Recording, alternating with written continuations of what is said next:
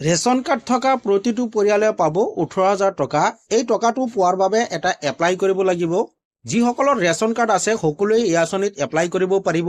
বহুতে কিন্তু এই আঁচনিত এপ্লাই কৰিছে, এতিয়াও এপ্লাই চলি আছে।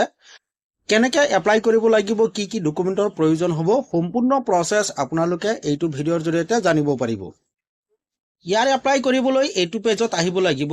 এইটো পেজৰ লিংক মই ভিডিঅ' ডিছক্ৰিপশ্যনত দি থৈছোঁ। তাত গৈ ডাইৰেক্ট আপোনালোকে এইটো পেজত আহিব পাৰিব বা গুগল ব্ৰাউজাৰ অপেন কৰিব আৰু SBM লিখি চাৰ্চ কৰি দিব। তাৰপিছত ইয়াত চাওক দি আছে স্বচ্ছ ভাৰত মিছন গ্ৰামীণ, এইটো লিংকৰ ওপৰত ক্লিক কৰি দিব। যেতিয়াই ক্লিক কৰি দিব আপোনাৰ সন্মুখত এনেকৈ পেজটো অপেন হৈ যাব। এপ্লাই কৰাৰ বাবে ওপৰত চাওক কেইবাটাও অপশ্যন দিয়া হৈ আছে। এটা অপশ্যন দিয়া হৈছে চিটিজেন কৰ্নাৰ। চিটিজেন কৰ্নাৰৰ ওপৰত ক্লিক কৰি দিব। তাৰপিছত তলত চাওক দি আছে এপ্লিকেশ্যন ফৰ্ম। এপ্লিকেশ্যন ফৰ্মৰ ওপৰত ক্লিক কৰি দিব। আপোনাৰ সন্মুখত এনেকুৱা পেজ আহিব। এইটো পেজত এপ্লাই কৰাৰ বাবে প্ৰথমতে আপোনাৰ এটা একাউণ্ট ক্ৰিয়েট কৰিব লাগিব, ৰেজিষ্ট্ৰেশ্যন কৰিব লাগিব, তাৰপিছতহে লগইন হ'ব পাৰিব। যদি আপুনি ফাৰ্ষ্ট টাইম এপ্লাই কৰি আছে, ৰেজিষ্ট্ৰেশ্যন কৰা নাই, তেনেহ'লে ওপৰত চাওক দি আছে চিটিজেন ৰেজিষ্ট্ৰেশ্যন। চিটিজেন ৰেজিষ্ট্ৰেশ্যনৰ ওপৰত ক্লিক কৰি দিব। ৰেজিষ্ট্ৰেশ্যন কৰাৰ বাবে আপোনাৰ সন্মুখত এনেকুৱা পেজ আহিব। ইয়াত মোবাইল নম্বৰ বহুৱাই দিব। দি পেলাই প্ৰথমতে আপুনি ৰেজিষ্ট্ৰেশ্যনটো কৰি ল'ব। লগইন হোৱাৰ বাবে আকৌ এইটো পেজত আহিব। ইয়াত মোবাইল নম্বৰ বহুৱাই দিব। ইয়াত চাওক দি আছে ৰেজিষ্ট্ৰেশ্যন মোবাইল নম্বৰ। আপুনি ৰেজিষ্ট্ৰেশ্যন কৰাৰ সময়ত যিটো মোবাইল নম্বৰ দিছিল সেই মোবাইল নম্বৰটো ইয়াত বহুৱাই দিব আৰু গেট OTPত ক্লিক কৰি দিব। আপোনাৰ মোবাইলত এটা OTP পঠিয়াব। OTPটো ইয়াত বহুৱাই দিব আৰু এই কেপচাৰটো ইয়াত বহুৱাই দিব আৰু সাইন ইনত ক্লিক কৰি দিব। যেতিয়া সাইন ইনত ক্লিক কৰি দিব এনেকৈ আপোনাৰ সন্মুখত লগইন হৈ যাব।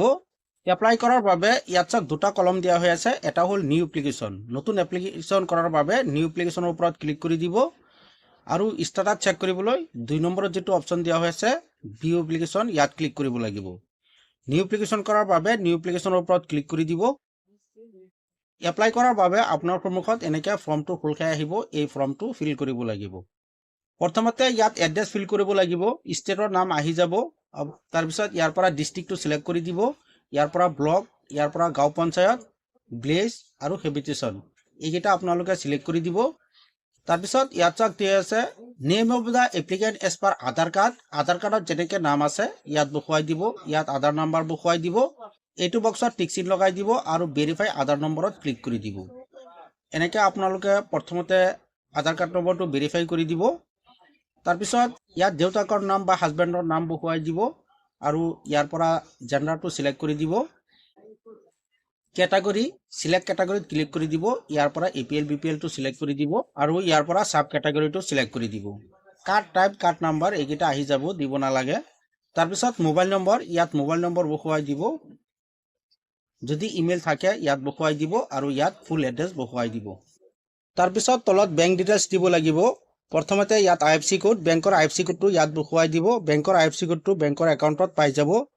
আৰু যদি আপুনি বেংকৰ IFSC কোড নাজানে তেনেহ'লে ইয়াত চাওক দিয়া আছে নাও ইউৰ IFSC কোড। ইয়াত ক্লিক কৰি আপুনি IFSC কোড বিচাৰিব পাৰিব। ইয়াত IFSC কোড দিয়াৰ পিছত বেংকৰ নাম, বেংকৰ যিটো এড্ৰেছ ইয়াত সম্পূৰ্ণ আহি যাব, ফিল কৰিব নালাগে। ইয়াত একাউণ্ট নম্বৰটো বহুৱাই দিব আৰু কনফাৰ্মৰ বাবে আকৌ ইয়াত বহুৱাই দিব আৰু বেংকৰ একাউণ্টটো স্কেনিং কৰি চুইচ ফাইলত ক্লিক কৰি আপলোড কৰি দিব। ইয়াত চাওক দিয়া হৈছে PDF বা JPGত হ'ব লাগিব আৰু 200 KBৰ তলত হ'ব লাগিব, ওপৰত হ'ব নোৱাৰিব। এনেকৈ গোটেইখিনি ফিল কৰাৰ পিছত এপ্লাইত ক্লিক কৰি দিব। যেতিয়া এপ্লাইত ক্লিক কৰি দিব আপোনাৰ এপ্লিকেশ্যন কমপ্লিট হৈ যাব। কেইদিনমান ৱেইট কৰাৰ পিছত গাঁও পঞ্চায়তৰ জৰিয়তে ভেৰিফিকেশ্যন হ'ব। এই এপ্লাইটো চৰকাৰী টয়লেট যিসকলে পোৱা নাই, চৰকাৰী টয়লেটৰ টকা পোৱা নাই সেইসকলেহে এপ্লাই কৰিব পাৰিব। যিসকলে চৰকাৰী টয়লেটৰ টকা পাইছে সেইসকলে এপ্লাই কৰিব নোৱাৰিব।